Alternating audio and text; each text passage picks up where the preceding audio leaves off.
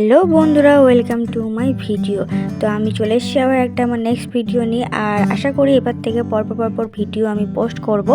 তো এইটা হচ্ছে আমার একটা প্যাকেজ অনলাইনে অর্ডার করেছিলাম, সেটাই আনবক্সিং ভিডিও ভাবলাম তোমাদের সাথে শেয়ার করি।